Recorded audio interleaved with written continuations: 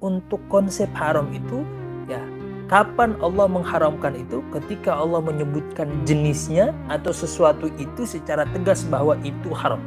Nah, maka tidak ada boleh satupun makhluk siapapun dia yang menghalalkan sesuatu itu, karena sudah mendapat legalitas hukum dari Allah. Ya, secara langsung Allah menyebutkan bahwa itu haram. Nah, contoh tadi kita sebutkan ya, contoh di dalam Al-Quran Allah menyebut bangkai ya, kecuali bangkai ikan ya, beda lagi tuh. Apalagi daging babi ya, dan yang berkaitan dengan semuanya ya, daging babi ya. Bukan berarti Allah menyebut daging, oh kalau begitu kulitnya boleh ya, enggak, semuanya. Walaupun ini masih diperdebatkan oleh para ulama kita, termasuk terkait masalah bulu babi ya. Apakah bulu babi itu halal? Mayoritas ulama kita mengatakan semua yang berkaitan dengan babi, baik dagingnya maupun rambutnya, bulunya, itu semuanya haram. Walaupun kita akui bahwa ada beberapa ulama kita yang menyebutkan bahwa bulu babi itu halal, boleh dimanfaatkan ya, walaupun nggak boleh dimakan. Ala kulli hal, kita mengikuti pendapat yang mu'tabar, pendapat yang diamalkan, yaitu semua yang berkaitan dengan babi itu haram. Baik, ini yang pertama. Yang kedua, bagaimana konsep terjadinya haram? Bagaimana konsep Allah menetapkan sesuatu itu menjadi haram? Dengan proses ijma atau konsensus para ulama ya. Karena bagaimanapun kalau kita membaca hadis yang kita sebutkan tadi, wa bainahuma umurun mustabihat la ya'lamuhunna katsirun minan nas, perkara antara halal dan haram ini ada wilayah masih samar-samar. Ya, karena bagaimanapun samar-samar ini bisa jadi samar-samar itu halal, dan juga tidak menutup kemungkinan bisa jadi samar-samar itu juga haram. Ya. Yang tidak tahu itu kita kebanyakan, ini antara halal dan haram. Adapun para ulama kita tahu hukumnya, nggak ada yang samar bagi mereka.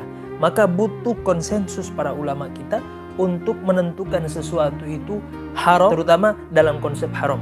Butuh legitimasi ya, ijma, konsensus para ulama kita, kesepakatan ya, tidak ada lagi yang berbeda pendapat, tidak ada lagi yang berbeda pandangan. Semua ulama kita sepakat bahwa itu haram, maka sesuatu itu haram ya.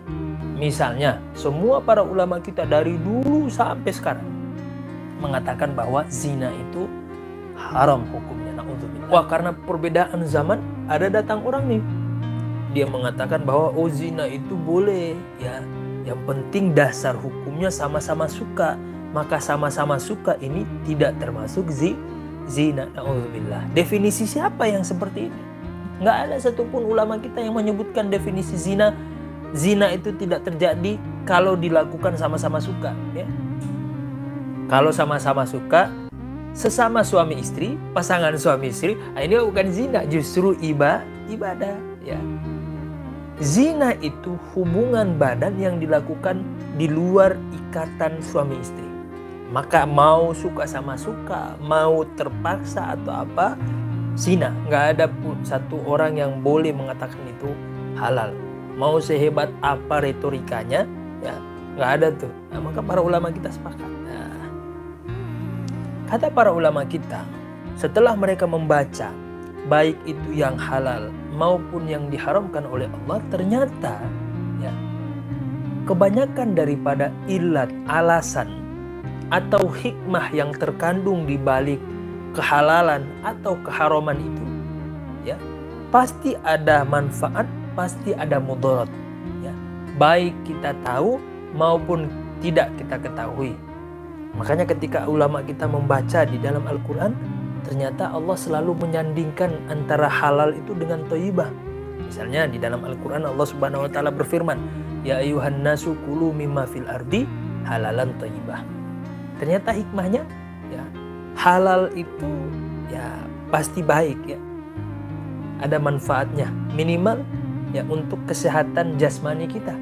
Dan ternyata teman-teman sekalian ya, sesuatu yang halal itu ya sedikit banyak dapat mempengaruhi jiwa kita, akhlak kita, dan moral kita, atau yang berkaitan dengan wilayah ruhani.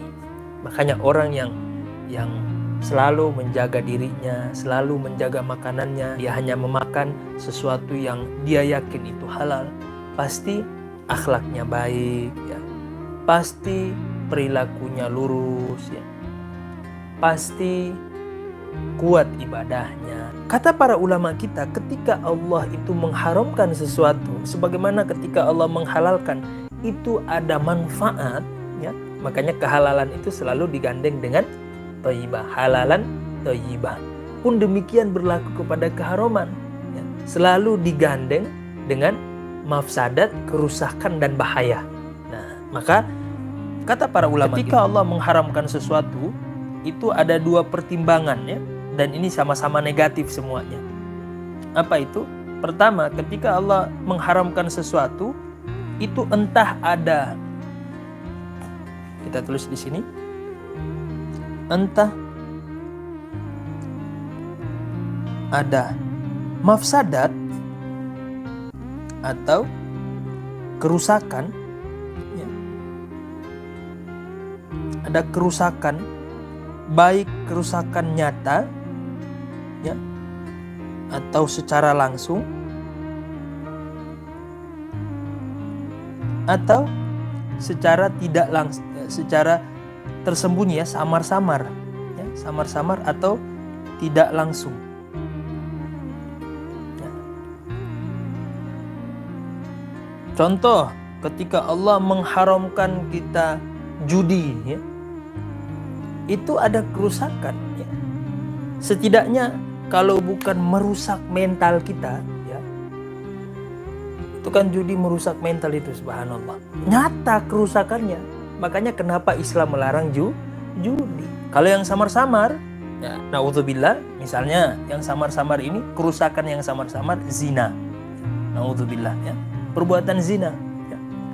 Dan justru makin kesini, ya, justru ini bukan samar-samar lagi, udah pindah ke sini, makin nyata. Ternyata subhanallah, ketika Allah melarang kita berbuat zina, ya, kalau tidak mempengaruhi akhlak kita, setidaknya merusak badan kita. Hari ini kan sudah terbukti dengan kemajuan ilmu kedokteran, ya. Tersingkaplah banyak penyakit-penyakit, nauzubillah. Semoga Allah melindungi kita semuanya dari penyakit yang berbahaya ini, ya. Penyakit AIDS yang ditimbulkan oleh zina, ya. Nauzubillah. Entah ada mafsadat, atau yang kedua karena ada madharat, ya. Ada mudarat, ya. Kalau ini kerusakan, kalau ini lebih kepada bahaya, ya. Lebih kepada bahaya. Makanya di dalam Islam dilarang kita tuh, ya, mencelakakan diri kita, mencelakai diri kita. Termasuk di sini bahaya yang nyata, ya, minuman khamar. Itu kan merusak, ya, bahaya, merusak akal kita setidaknya. Ya, orang-orang yang kecanduan minum minuman keras, khamar, itu merusak badannya, ya, merusak lambungnya, ya, merusak organ-organ dalamnya, livernya bermasalah, ya, pasti rusak tuh. Atau yang samar-samar, ya, seperti apa? Seperti mencuri, ya, nggak langsung kita rasakan sekarang, tapi nanti, ya, kalau bukan di dunia, nanti Allah balas di akhirat, karena kita telah menzolimi orang, ya, mengambil yang bukan hak kita. Nah, setidaknya dari penjelasan ini kita jadi tahu bagaimana cara Allah menetapkan sesuatu yang diharamkan. Ketika Allah melarang kita dari sesuatu, mengharamkan kita dari sesuatu, itu ternyata ada kerusakan yang ada di dalam keharaman itu. Sehingga Allah nggak mau kita rusak, Allah nggak mau kita mati sebelum waktunya. Nah, maka Allah haramkan. Nah, setidaknya kita jadi sayang sama Allah, jadi cinta, subhanallah, ya. Betapa sayangnya Allah kepada kita, betapa cintanya Allah kepada kita, ya, sebagai hambanya. Maka semoga ini bisa menjadi motivasi lebih bagi kita lagi untuk menjauhi semua yang Allah haramkan, ya. Baik yang kita tahu kerusakannya atau yang masih samar-samar, ya.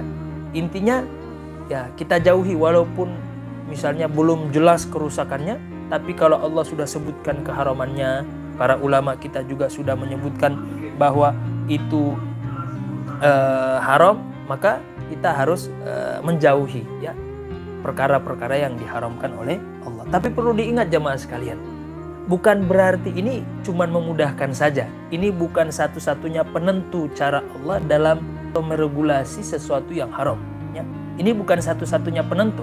Karena sebagaimana yang kita sebutkan di awal tadi, bahwa relasi halal haram itu murni ta'abbudi, ya. Di mana akal kita tidak nyampe untuk memahami itu, ya. Cuman ada yang Allah singkap rahasianya. Nah, seperti ini nih, diantaranya adalah Allah singkap beberapa tuh kerusakan-kerusakan yang ada di balik keharaman. Ya. Tapi ada yang Allah simpan, ya. Baik masuk akal atau tidak, sebagai seorang mukmin, sebagai seorang hamba, ya kita harus taat, ya. Jadi nggak mesti harus nunggu dulu. Ada nggak ini mafsadatnya? Ada nggak ini mudorotnya bagi kita? Karena pertimbangan Allah menetapkan keharaman itu bukan atas dasar mafsadat atau bukan atas dasar mudorot. Sami'na wa ata'na kepada Allah Tuhan kita, ya, taat kepada Allah. Kalau pertimbangannya karena ada juga kan yang mengatakan udah babi itu dia punya kebiasaan habit yang jorok. Dia tinggal di, mohon maaf, tinggal di kandangnya, yang dia makan di situ, dia di situ, ya. Makanannya pun kotor. Nah, kalau seandainya pertimbangan kotor, ya, menjadi alasan Allah mengatakan babi itu haram, mohon maaf, mana yang lebih kotor, babi atau ikan lele? Makanannya apa dia? Mohon maaf, kotoran manusia. Lele itu kan makan kotoran manusia. Apakah gara-gara dia makan kotoran manusia kemudian kita bilang lele haram? Lah, lele enak, apalagi dibikin pecel lele. Sayang tuh, ya.